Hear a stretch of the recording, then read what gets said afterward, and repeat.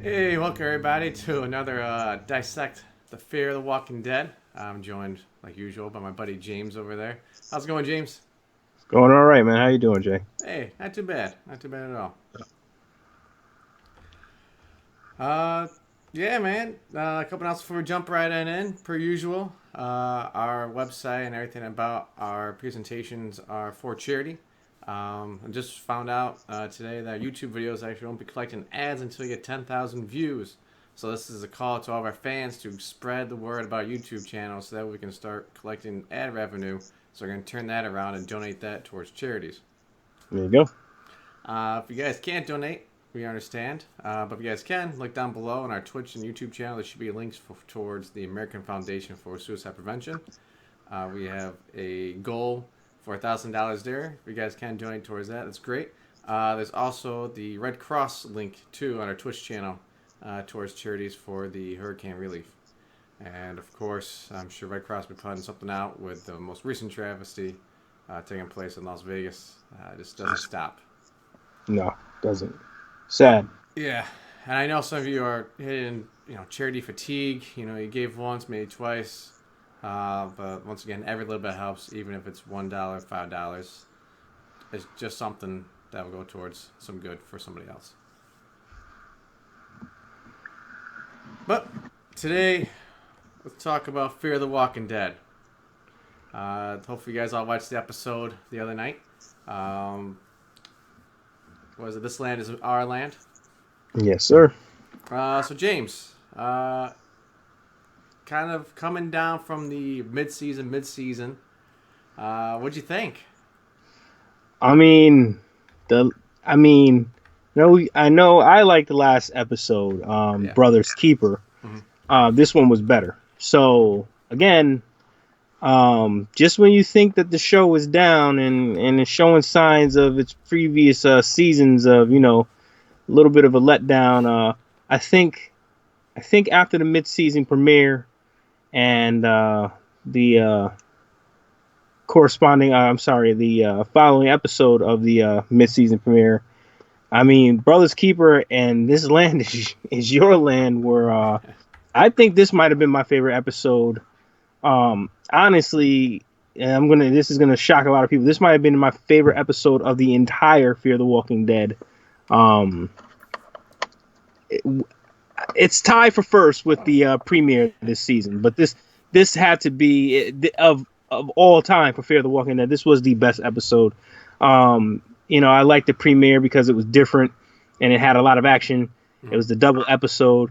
This may have been the best single episode, not combined episode of the series. And if they build on top of this, you could see great things going. I really like how, they've turned Alicia into a Carol-esque type of character here. Because she was a pain in the ass early on in this series. She is still young, a little, Jocelyn moment of Jay's Oceanside moment, as we call it. How she became a high schooler, now she's like 30. So it just shows you that the apocalypse is making her mature rapidly. Next season she might be about 56. So Right, it's his grandmother somehow. yeah, she's rapidly maturing. And then on top of that, I love how they're taking Troy's character, and he's such a wild card. He's such a random, and it's just like, I'm growing more attached to Troy's character, to be honest with you, because he's so unpredictable. And now you have Nick, Nick, who used to be, a stronger character, starting to see a weakness in Nick. And I like when you have, these, it seems like these invincible characters, and you start to see flaws in them. The storylines are starting to open up here again. What a great episode. Just that sense of, claustrophobia, and just being in an airtight food pantry. Yep. Another Jocelyn moment that happened was everybody in the food pantry died except for Alicia. So, but it's just the drama part of it. So I think all in all, this was my favorite single episode of the series, and I really can't wait to see where it goes from here. They literally turned it around from 2, 3 back to back to back slow episodes, and just the way they've turned it around is just like, you know, Yeah, and they're I not, like that. I liked it too. And Alicia did a good job without much of a supporting cast. I mean, she had the people within the confines there. A couple scenes with Nick and Troy, but you don't have the Como Domingo. You don't have Kim Dickens. You don't nope. have a lot of the Ruben bigger Blades, names. Ruben Blades wasn't in this episode, and that's Danny Salazar. Yeah. Troy's character wasn't too much in this episode. This is an exclusive Alicia character episode, and man, I mean, Yeah. it's incredible. This is what her agent will be sending out to movie producers as far as casting goes and stuff like that. This is definitely a strong episode for her as a character and also as an actress. A lot of emotional range, a lot of dialogue, and I think she really nailed it. And I like the episode as well. I think there are some Jocelyn moments in there, but at the same time, I think I agree it's one of the best episodes ever. In this series. Yes. Just as and a question that I got from an avid watcher of the show, of our show, was, how do you compare this episode to everything else zombie that you've seen? I think that's hard, because I really gave this such great accolades, when I was discussing it. But they had, they're in a food pantry, and it's almost like, metaphorical. It's a food pantry is like a coffin. Yeah. It was an airtight coffin. So you knew you were going to have death in there, and just the fact that they were against time. They weren't even against walkers initially. They were just against time. And you know what happens when you die? You turn into a walker. So now you're against time, you're against death, you're against walkers. So it's just like, even when they had that, that survivors, that moment where Alicia was being the leader and she saw, one of the survivors that were bit, she stepped up and said, hey, look, you have to sacrifice yourself for the greater good. And these people were so desperate to just hang on to that time and understood that there was no way out. Give the living one more chance to survive. And those people stepped up and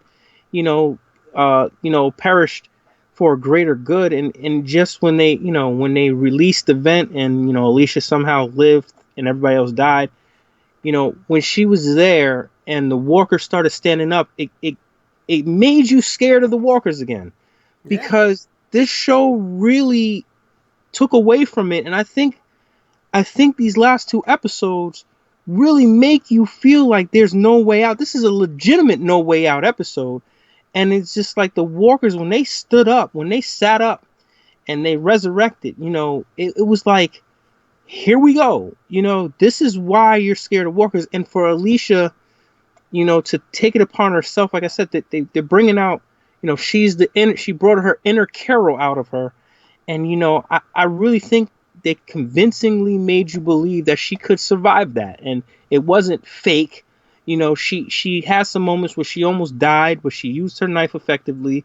Then when she was outnumbered to the point where she couldn't fight the massive numbers that were coming against her, she got ammunition. She got herself an automatic weapon instead of fighting them with the knife the whole time. She got herself an automatic weapon. She had to find the ammo cartridge to go with her gun.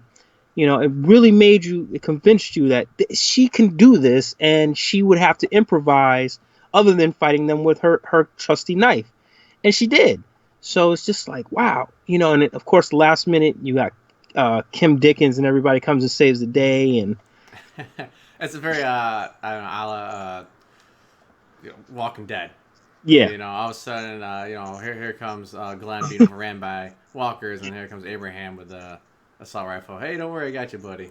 And even better, the season 3 in The Walking Dead when Rick Grimes is outside of the prison and he's basically he's done. Yeah. You have him caught against the fence. He has one walker on his arms. He has another walker in his other arm. 3 more walkers are coming. All of a sudden, Merle Dixon and Daryl Dixon come and save the day.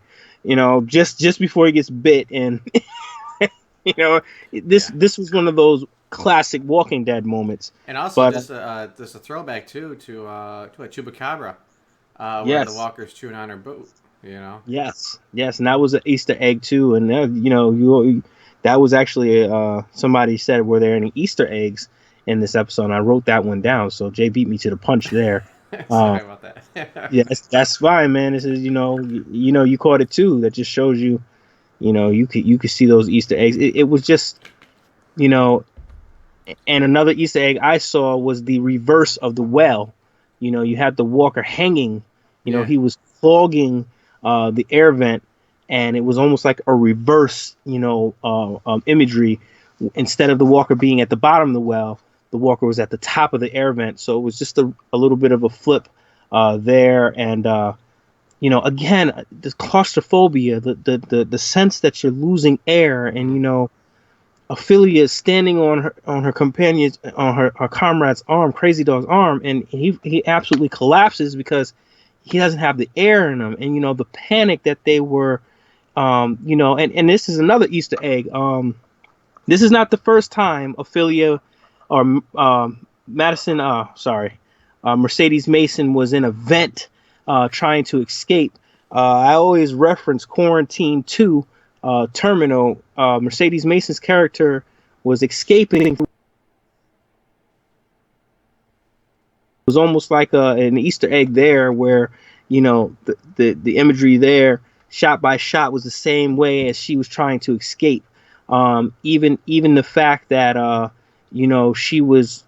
she had perished in that movie, but they were able to, the young kid was able to survive with her help. So it was kind of like they paid homage to that movie that Mercedes Mason was in, her coming out party. So they didn't really talk about that too much in the show, but that definitely was almost a shot by shot, of her crawling through the vents and of what she did in Quarantine 2, her character did in Quarantine 2. So just a lot of different zombie Easter eggs in this episode. Again, going back, you just have that sense that, when Crazy Dog's in the vent with Ophelia, he's panicking, and Ophelia's like, you can't panic. Yeah. Yeah. But think about it. What would you do? I'd freak out, and I love how they gave like the strength to the female characters, and it's just grounding. Sex, gender doesn't really matter in some situations, just like that. I mean, the mental capacity. It's you're struggling to breathe. You have people depending on you, and you're just caught in this friggin' tiny ass vent. You can't even turn around. Yeah. Ugh. And Kelsey had to look away. I was like, it was just too. It's intense. Yeah. And just the fact that nobody's safe, you get that feeling again. They showed it. They panned out to show children. That's the sad part. But you know what? Children, in reality, would not survive in these situations, just like an adult wouldn't survive. Yeah. So I like how they're once again showing, hey, nobody's really safe in this whole thing. And I like how they closed out the ranch. I think we all knew it was coming.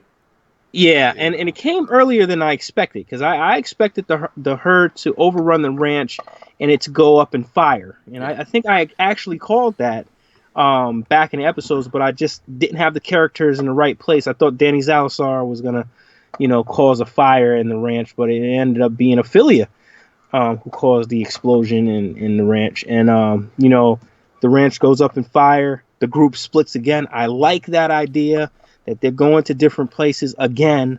That way we're not closing out places without really closing them out. You got the dam storyline. Now you got another storyline that Jake and Alicia talked about, other outposts. You have Nick, his relationship with Troy, almost like I said it last week. It's like he sees a lot of himself in Troy, and he has to, he's always been a lone dog, and nobody's really understood him. He finally finds somebody that is just like him, and he's not going to turn his back on him.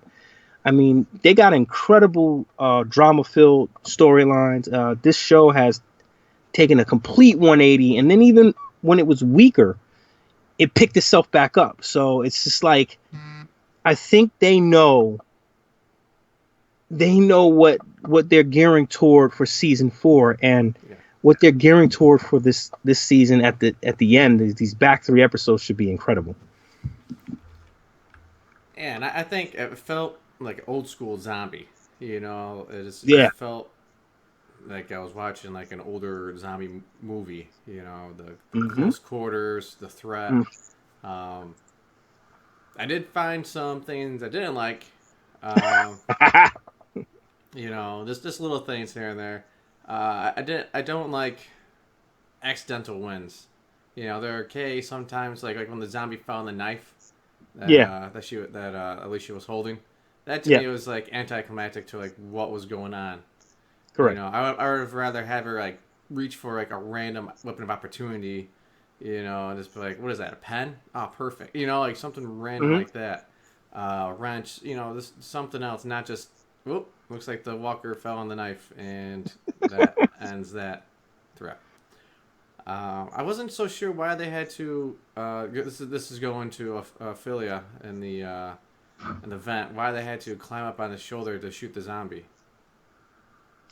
Well, I think she was going to climb up on the shoulders to pull the zombie to kill it with a knife. And I think that the gunshot was the last resort. As you see, it another Easter egg, shooting in close corridors. This has happened several times in The Walking Dead. Take you back to the tank episode, take you to the Clear episode where they're in a car and Rick is telling you to cover your ears because it's a lesson learned. It's the first time you really see them shooting in close corridors and see the effects of just shooting a high-powered pistol in an airtight, airtight location. So it's just like that noise. I think that they wanted to, stab the walker in the head, and obviously Crazy Dog fell out. And you're right, they had a gate, they had a fence on the side. I don't understand why Ophelia didn't try to climb that instead of standing on shoulder blades, because she originally started climbing the damn fence just to stand on the guy's shoulder. So why not continue to climb it? Yeah, like it looked like the slots were perfect for her foot. Like I thought, like I'll probably have to rewatch it, but I thought she had like the gun out in one hand. Yes, she did, and I think that you're right. But I think that maybe she was gonna shoot him. That wouldn't make sense, because then why don't you shoot from the ground? And exactly. So that would make it even worse, because now you're shooting, and you could have just shot the damn thing from the ground. So. Yeah. That could have been oversight. Yep. I guess the attachment to the new character too, with Ashley and Christine, the older lady. Yes. I'd like to have seen like a recurring character there. Something that was built. What am I seeing, like Ophelia there? Telling her like she has to be strong. Yeah. But instead, like she builds like this attachment to her, and just for like one episode of conversation, it's a little forced for me. I think that relationship. Yeah, it could be her just finding a mother figure. Like, oh wow, someone's paying attention to me. I wish my mom would do that. Yeah, and I think that goes back to, she's been yearning for her mother's affection this whole series.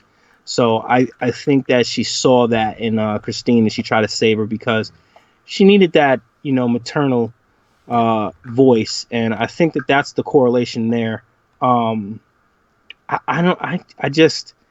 saw some Jocelyn moments, like you said, the knife. I would like to see her improvise that Walker kill a little bit differently. I saw the Jocelyn moment where Nick and Troy are saved in the helicopter. I saw the Jocelyn moment where Alicia is the only one that didn't run out of air.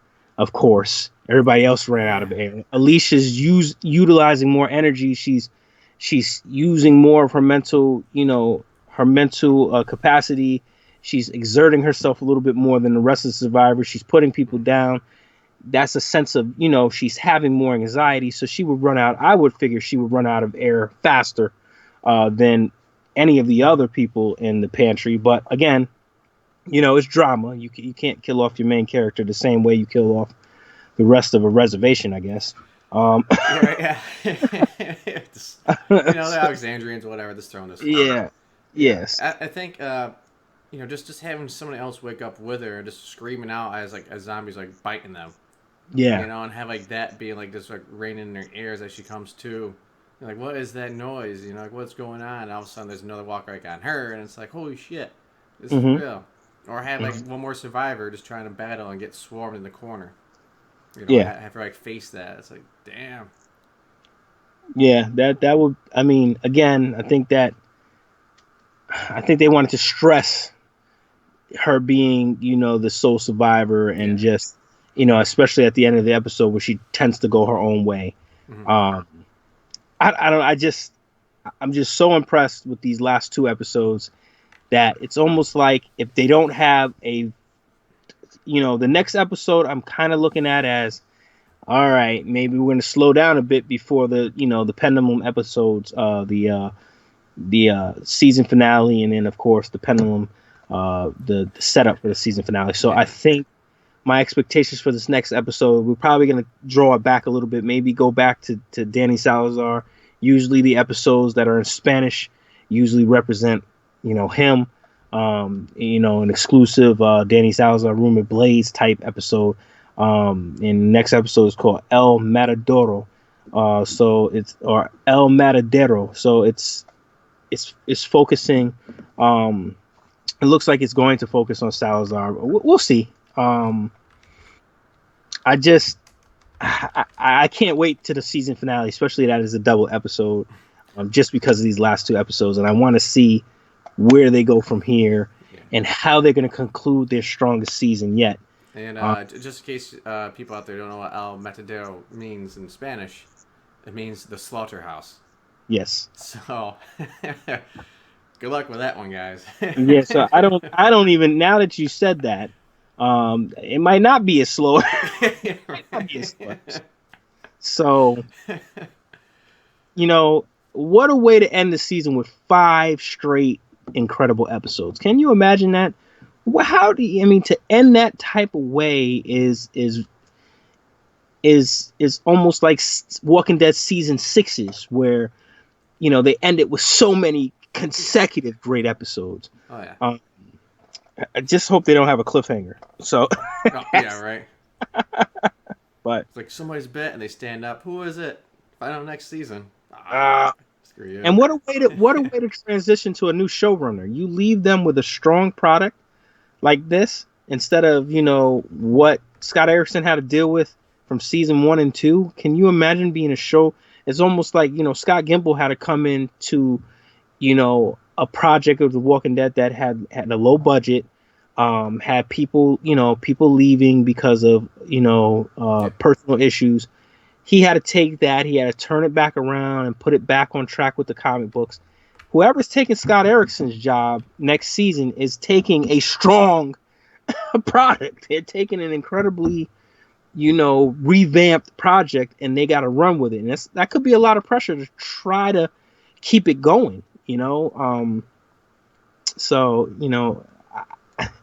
I just, like I said, I'm impressed, and I can't wait to see the rest, man. Yeah, and I just want to reiterate, just because I might be the negative Nancy over here. These are just small issues that I find. It's not a perfect 10 episode, but it's a 9. This is a great episode.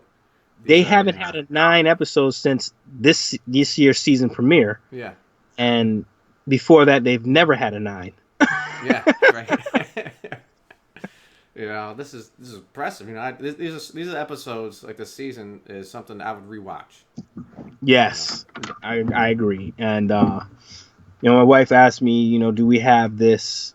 Do we have Fear the Walking Dead on PlayStation Network, because it comes on pretty late? And I said, you know what? I'm gonna download these last couple of episodes. I might download the whole season again.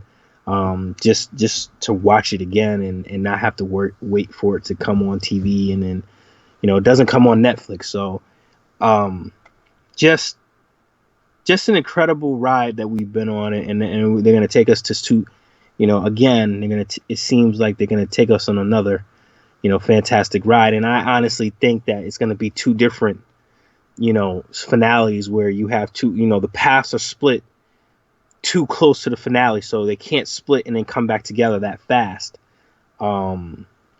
It's just gonna be a great one. And I like this dynamic with Troy, man. I touched upon it earlier, and Yeah. This guy's I got a question for you. Crazy. Yeah, go ahead. So thinking back to was that season 2 with Chris, and he ran away with those 3 guys. Well, 2 Yes. guys. That's the one they shot. Yep. How do you think Nick and Troy would do with that group? Well, Troy's military, and Nick is almost like a chameleon, but Nick is righteous. So Nick would have, I think he would have, felt the group out a little bit, and he has such a, he's almost like Travis in a way where he's a voice of reason, but he's a weird voice of reason. He likes to, he likes to figure out what you're doing. So he likes to get an idea of who you are and, the path that you're taking. He adjusts to that path, and then he makes a righteous decision whether this is for the greater good or should I, look at Jeremiah Otto. He slithered his way, getting to know Jeremiah until he saw that he was fucked up. Yeah. And then he made that decision at the end to kill him because it's like the greater good is for you to die. But if you mix Troy in there, he's such a goddamn random. Troy would have probably shot all these people when they were sleeping. Like he's so random and he's so unpredictable that one thing that sets him off, he's instantly like a rabid dog. Like he has this switch that just boom, I'm too aggressive, I'm out of control, and it's just like Madison and Nick seem to, they seem to know how to flip that switch off. Yeah. And they seem to know why it flips on.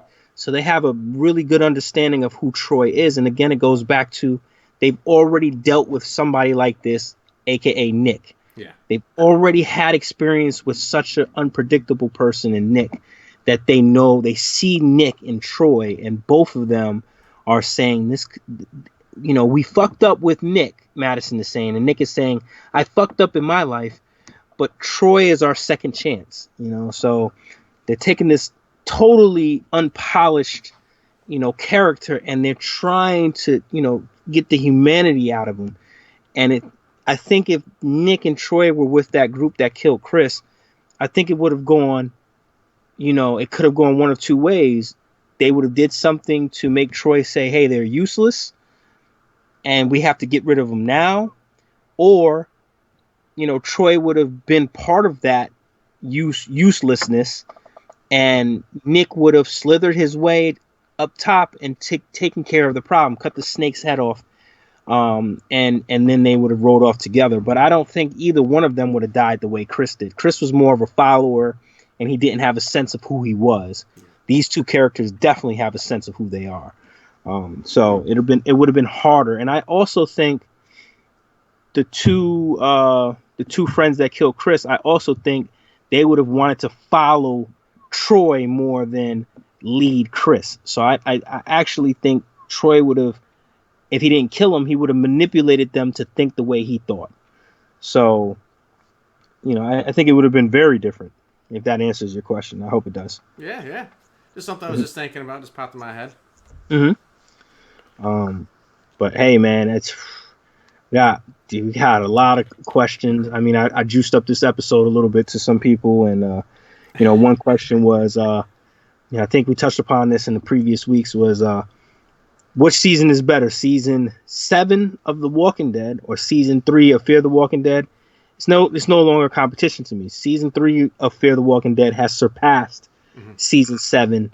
And this episode alone, it ranked. I mean, Walking Dead season 7 had the stronger episode of The Day Will Come When You Won't Be, and then had the strong season finale. This episode ranks up there with them. It's better than every single other episode other than the premiere and the finale of season 7. And then it just has a lot more stronger episodes.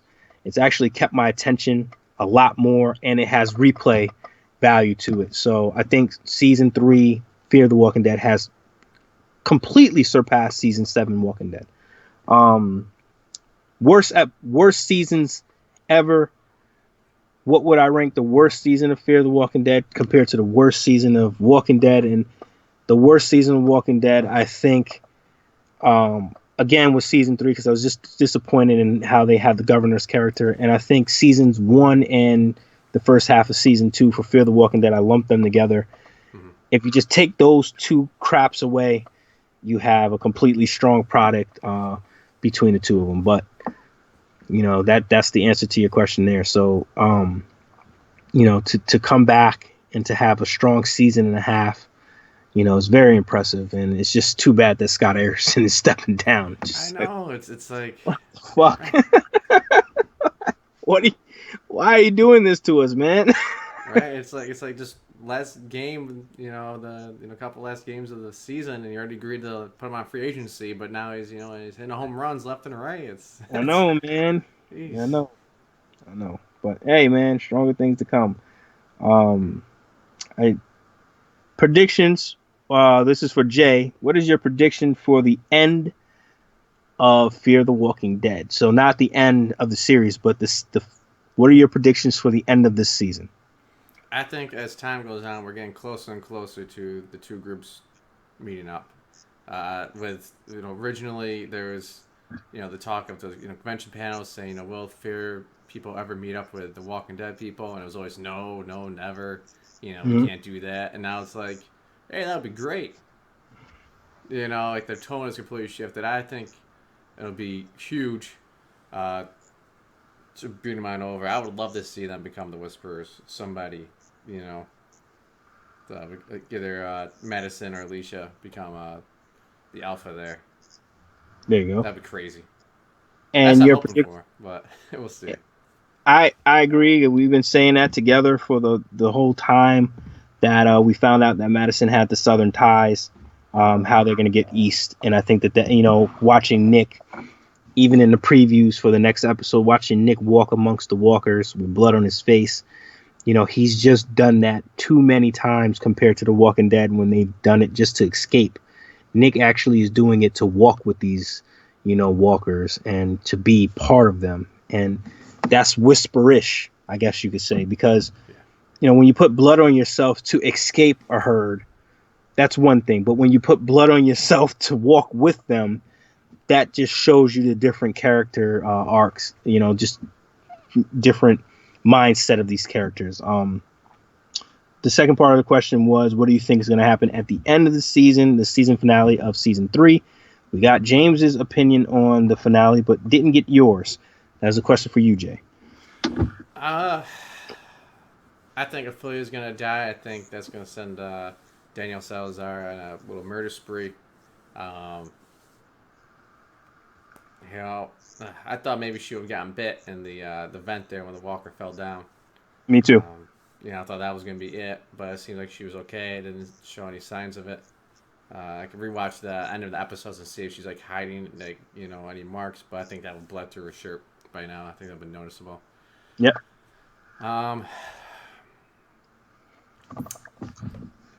Yeah, I just don't think it's going to go well. I think the dam, I think they're going to try to go there as sanctuary, but I think that might fall too. I think our friend, or our cast is going to end up on the road again. Yep. That's kind of a theme. Just no place is safe. Yep, and I like the way that they panned out when Alicia's driving on that road. You see all this land around her, but she made a comment before she even started driving. There's nowhere to go. Yeah. You have this big world, but you see what happened. Even at a reservation, the herd came and got you anyways. It doesn't matter where you go. You can't escape this epidemic. You can't escape people. You can't escape walkers. It's just you have to learn how to survive with it as long as you can. And a nice question was, and last week we answered a question. I answered a question. If we heard about the female villain, and I said yes, and I said that I think they scrapped it. However, they may be sneaky, and I think that they're building up 4 female characters now. You got the lady at the dam, Madison, Alicia, and Ophelia. We also haven't seen Luciana, so they have 5 female characters. They are really pushing the strong female character in the show. It could be the way that they're pushing Alicia and Madison, one or the other could end up being the villain. So maybe they haven't scrapped that idea yet. Alicia is starting to, go her own way, and it's, The Walking Dead likes to hit you in the face with who is really the villain and who is really the good guy in the show. Are there villains? Are there heroes in the show? Or is everybody sort of in the gray? Is it really black and white, villain against hero? Look at what Nick is doing with Troy. Look at Troy's character. One day he's a villain, one day he's a hero. Look at Madison. Look at Walker, the Native American. Look at Strand.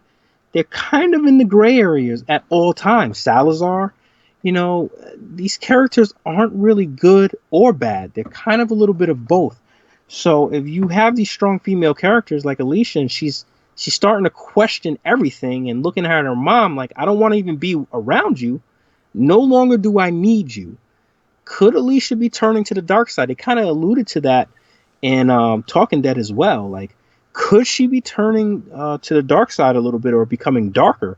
Yeah. And after she committed, after she put all those people down, she learned that Jake died. She put all those people down. They lost the reservation. Now she's split from her mom. There's no way she's not turning to the dark side.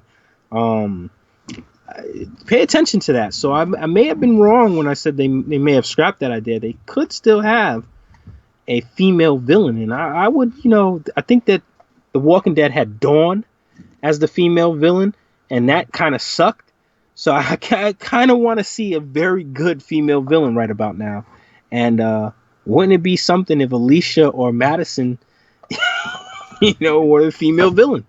Yeah. I mean, like you've been saying, that's gray. Maybe they are the bad guys. I mean, Hey, wherever they go, everything blows up. yeah.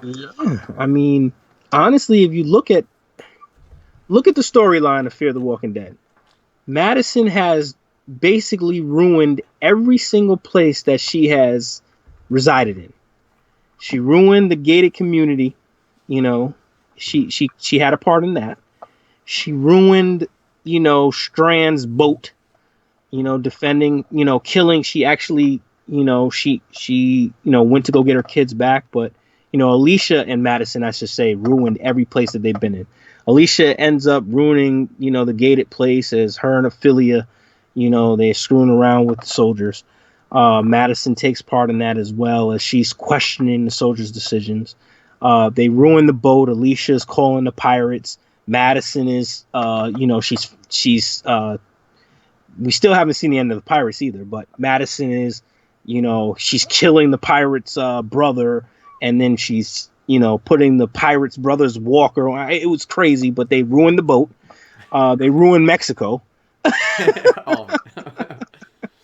They ruined the reservation now. They're going to ruin the dam. They ruined the store where everybody was getting water from. Yeah. They ruined the hotel.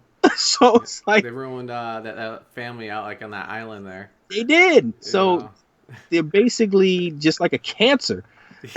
They're the Walking Dead. They are. They're ruining every single thing. And it's these 2 characters. Ophelia is starting to do it too. The female characters are kind of like not good for any of the any place that this group is residing in. They're kind of screwing everything up. They're going off on their own. They're splitting up with each other. Think about it. The female characters are the ones that are kind of pushing the envelope here. So, yeah, self-preservation. Yeah. Now, here's the question. So you finally have Alicia kind of turning away from Madison, a la, like Nick back in the day. Yep. How do you think she's gonna handle this? Is she gonna go chase after her like she would Nick, or is she going to let her be? Um, I think Nick. I think Nick kind of gave us a glimpse of what's going to happen. Mm-hmm. I think that. I think that Madison, Ophelia, Strand, and Walker are going to go back to the dam. I think that Ophelia and Daniel somehow are either going to reconnect, and everything is going to be not peachy, but things are going to get a little bit out of whack there. But I think Nick touched upon it when he said, if it's not what she says it is, we know we have a fallback option. He didn't say that for a reason. So I don't think that I think wherever Nick is going to follow Alicia, it's going to turn out bad, and they're going to end up going to the dam some way or another. Yeah. So I think that's how they'll reconnect. Maybe Alicia, The Walking Dead likes to take storylines and they like to give you something one season that's going to happen in the future. So, for instance, you know how Alicia was on the radio with the pirates, and she had a moment. She had a moment of weakness and a moment of naiveness, where she told the pirates their location. I think Alicia is going to go to the next community and kind of give away that there's water at this dam, and maybe this is when you have a clash. Where Alicia brings trouble to the dam the same way she brought trouble to the boat. I think that they kind of teased you with that, and it may happen again.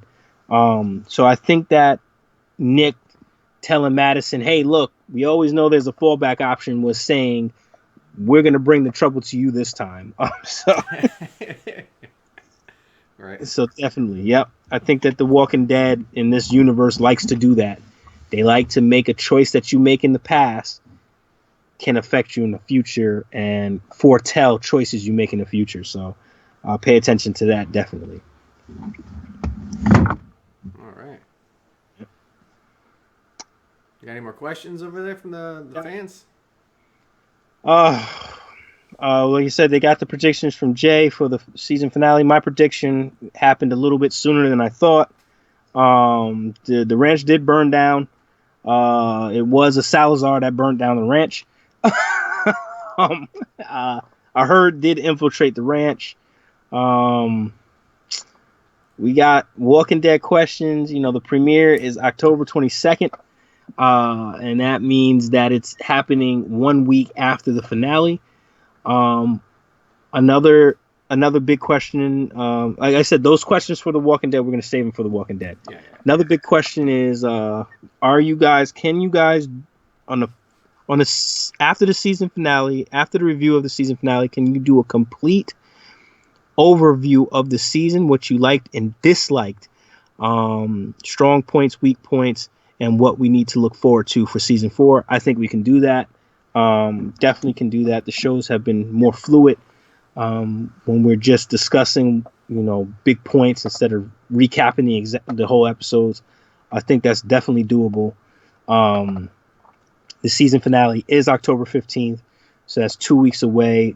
We should be back Monday the 16th, pending any thing that goes on. But October 16th, we should be able to recap the finale and give our opinions about the season. We can definitely incorporate that show into the show, and then we can do a special before The Walking Dead. Maybe we can do that Wednesday. We can do a season 8 preview, which I'm looking forward to, and predictions. So that was part of the question. Can we do a season 8 preview and then our predictions on what's going to happen in season 8? Of course, you guys don't have to include spoilers since you have read the comics. We can do that. So definitely look forward to that. The season finale review, the assessment of the entire season, or the overview of the entire season and our thoughts. And then we'll try to get it together. It's not a promise, but we'll try to get it together the Wednesday or a day before, some day before the premiere of season 8. But it's coming soon. It is 2 weeks. It's October, man. Can you believe that? It's already October. Jesus. Yeah, I can believe it. I believe last October, I was predicting when my son was going to be born, and Yeah, I right. got that. Yeah, it's right around the corner. So 1 year. So Yeah, when is his birthday again? the 24th. 24th. Yeah, man, because he was. I said my wife was going to go into labor That's right. Yeah, uh, that was the premiere date. Yeah, yeah, at the yeah. premiere, and her water broke like 10-10 or something. It was like you couldn't script it better. Right. So 1 year has passed, and we're coming up to the season 8 premiere, and the excitement for the finale of Fear the Walking Dead. And this season of Fear the Walking Dead has actually taken our minds off of the Walking Dead a little bit. It's made the summer fly by a little bit faster, and we don't have this dragging summer waiting for who got Lucille. We actually can just relax, watch this show, enjoy it for what it is. And now that the show is over, we're looking forward to the finale. And just when the finale is over, they're going to hit you with the premiere. That's their whole agenda. That's exactly what they wanted to do. I think they successfully did that this summer. Yep. And they have strong Fear the Walking Dead season, and hopefully it's followed up by a strong Walking Dead season. If they can do this and have a whole year of just two successful shows, the shows will start to gain more profit, and they'll start to pick up, and you'll start to see more possibilities, like maybe a Merle Daryl Dixon special. I read that somewhere, that they want to be able to do more webisodes, and they want to be able to do more flashbacks of Merle Dixon and Daryl Dixon. And my thing would be a flashback of the governor story, but they need to have success in these two shows first. They need to build that revenue back up. They need to get the viewerships back up where they want it. And if they can successfully do that, start to look for more inclusions of Yeah, questions we've always had. So, that'd be great. Even if it's like the 5-part miniseries. That's all. That's all we need. and they could do that. Yeah. They have plenty of breaks in the show. They have 2-month breaks for both shows. They can definitely do that. So, hopefully they can stay on the right path.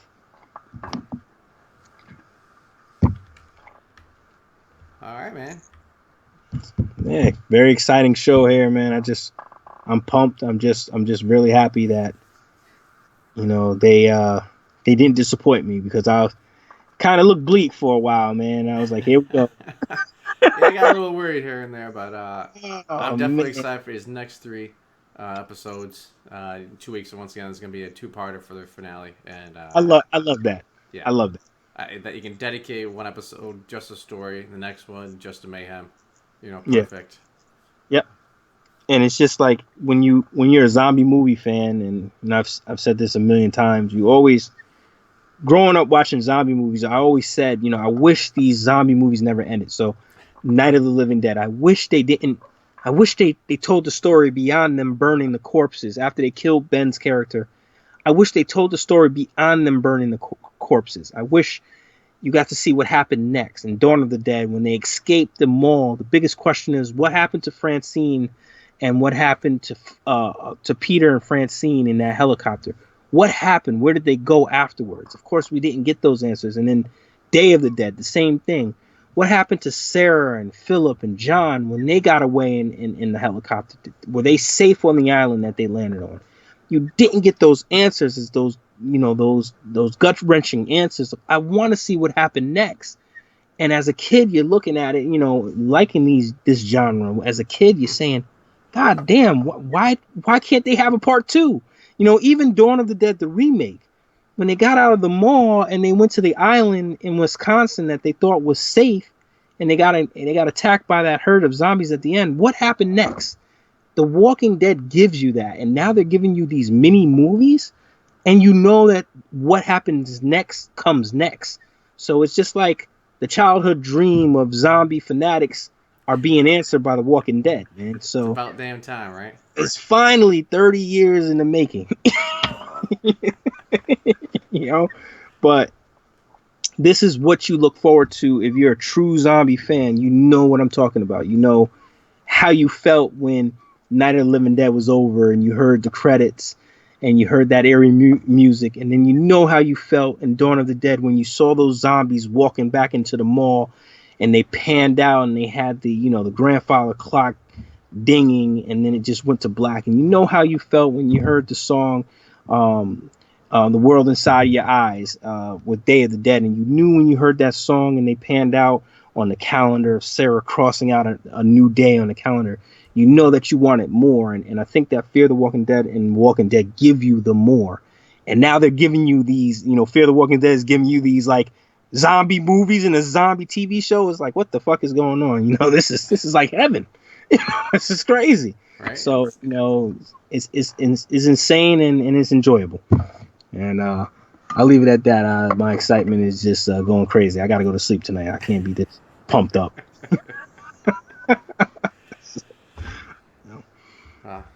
Just watch season 7 of Walking Dead. That'll calm me down. Yeah, thanks, Jay. Put on one of those. I'll put it on the Eugene episode. Oh, God. Hey, thanks, guys, for watching. I hope you guys are excited as we are for the next episode of Fear the Walking Dead next week, Sunday on AMC. What is that over at Eastern Standard Time? 9 p.m. still, right? It is 9 p.m. Yeah, you guys have it at 8 out there in PM. Arkansas. We have it at 9 over here. That's right. I'm on the East Coast. Well, thank you guys for watching and for all the questions. Yeah. And again, for the questions, I don't want to diss you people about the Walking. And some people that are watching say I never answer questions about the Walking Dead. I'm not going to. But we will do the preview and the prediction. That should answer a ton of questions. And then as the weeks go on, we'll take the questions on the Walking Dead, and I'll do the same with the Walking Dead. I won't answer questions about Fear, but we'll leave it at that.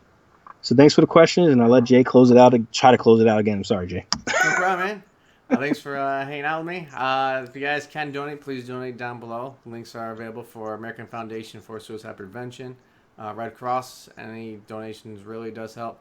If you guys can't donate, we understand that. What you can do to help us out is like, subscribe, follow us, share our videos. You can find us on Instagram, Twitch, Twitter, Facebook, echo5studios.com, YouTube. Once again, our YouTube ads are no longer receiving revenue until we get over 10,000 views. We're about 3,000 right now, which is awesome. But let's hit that 10,000 view mark so that way we can pump in some more money and forward that right over to some charities. And once again, guys, we appreciate all the questions, everybody watching. And we'll see you guys next time. See you next time, everybody. Have a good night.